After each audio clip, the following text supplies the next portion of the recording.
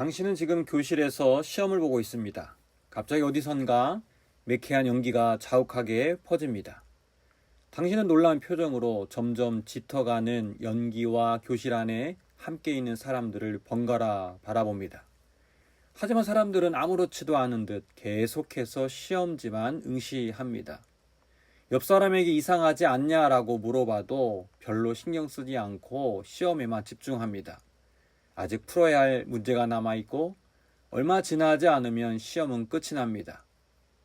여러분은 계속 앉아서 문제를 풀겠습니까? 아니면 혼자서라도 연기 나는 교실을 나가겠습니까? 우리는 종종 말도 안 되는 거짓말을 믿고 이단 사이비에 빠진 사람들을 보며 어떻게 그런 바보 같은 일을 하지? 라고 말하지요. 그러나 인간의 행동은 그때 그 장소에서 일어난 상황에 의해 쉽게 지배당합니다. 앞서 소개한 실험이 그것을 말하고 있습니다. 교실에서 혼자 있을 때는 이 상황에서 대부분의 사람들이 교실 밖을 나간다고 합니다. 안전을 위해 일단 밖을 나가 연기가 왜 발생하는지 원인을 살피는 것이지요. 하지만 여러 사람이 가만히 있으면 사람들은 위험한 자리를 뜨지 않는다고 합니다.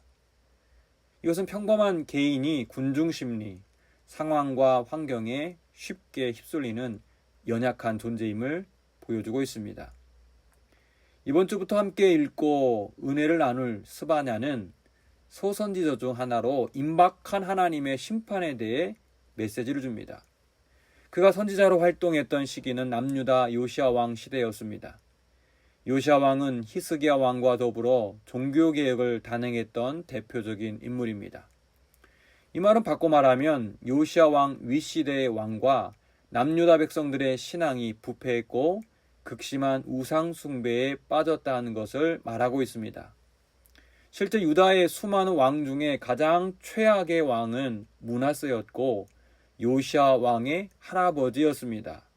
므낫세를 이어 왕이 된 아몬, 그러니까 요시야 왕의 아버지 역시 크게 다르지 않았습니다.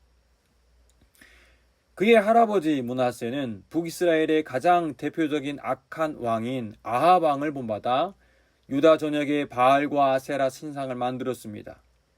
거룩한 예루살렘 성전들에 1호 성신을 위한 단을 쌓았습니다. 열왕기하 21장 6절을 보면 그는 흰놈의 골짜기에서 자신의 아들을 암몬 민족이 섬기는 몰렉 신에게 바치기까지 했습니다. 므낫세의 배교는 여기서 끝나지 않고 점쟁이와 사술과 요술을 부리는 무당과 박수를 가까이 두고 자문을 구하곤 했습니다. 자신의 행동과 뜻에 동조하지 않는 무죄한 사람들을 수없이 죽였는데 그들이 흘린 피가 얼마나 많은지 예루살렘의 이 끝에서 저 끝까지 흘러 넘쳤다고 합니다. 여러분 한번 생각해 보세요. 주위의 대부분의 사람들이 나라의 정책과 사회 전반적인 문화가 비신앙적인 분위기로 흐른다면 그때에도 여러분은 순전한 신앙을 지킬 수 있겠습니까? 기독교인들은 공직사회에 진출하지 못하고 승진에서도 제외되고 교회 다니는 것 자체가 손해가 된다면 그럼에도 여전히 그리스도인으로 살아가겠습니까? 그냥 눈 딱 감고 우상에게 절하고 세속 문화에 적당히 타협하면 이 모든 혜택을 받을 수 있는데 여러분은 그것을 뿌리치고 그리스도인으로 살아가겠습니까? 스바냐가 활동했던 시기는 요시야 왕 시대였지만 당시 남유다와 예루살렘의 사회적인 분위기를 바꾸기는 그는 너무 어린 나이였습니다. 8살의 왕이 오른 요시야는 므낫세와 아몬 시대의 악하고 더러운 우상 숭배와 부패한 신앙에서 크게 벗어나지 못했습니다. 요즘 한국 사회의 세속적인 분위기와 유사한 듯합니다. 인간의 자유를 강조하는 개방적인 사회 분위기 속에서 기독교 신앙은 설 자리를 잃은 듯합니다. 20, 30대의 젊은 세대들에게 기독교 신앙이 그렇게 매력적이지 못합니다. 세속 문화 속에서 자기만의 하나님을 찾고 개인의 욕구와 자유를 인정해주는 또 다른 우상을 섬기고 있습니다. 교회 안에서 모습과 교회 밖의 모습에 괴리가 큽니다. 경건의 모양은 있으나 경건의 능력을 상실해 버렸습니다. 따라서 잘못된 신앙과 우상 숭배에 빠져 있는 유다 백성들을 향한 스바냐 선지자의 심판 메시지는 우리에게도 동일하게 적용됩니다. 본문 14절 15절을 함께 읽겠습니다. 여호와의 큰 날이 가깝도다. 가깝고도 가깝도다. 여호와의 날의 소리로다. 용사가 거기서 심히 슬피 우는도다. 그날은 분노의 날이요 환난과 고통의 날이요 황폐와 패망의 날이요 캄캄하고 어두운 날이요 구름과 흑암의 날이요. 우리는 스바냐 선지자의 메시지를 들으며 우리 자신에게 스스로 두 가지 질문을 던져야 합니다. 첫째, 나는 안일함을 갖고 있지 않은가? 다른 사람들도 다 이렇게 살아가는데 뭐가 그렇게 문제가 되겠어? 뭐 당장 무슨 일이야 있겠어? 좀 여유가 되면 나중에 교회 가면 되지. 마치 냄비 안에 들어간 개구리가 조금씩 물의 온도가 상승되는데도 안일함에 빠져 거기에서 빠져나오지 못하고 결국 삶아 죽임을 당하는 그런 모습이 우리 자신이 아닌가 점검하라는 것입니다. 두 번째 질문.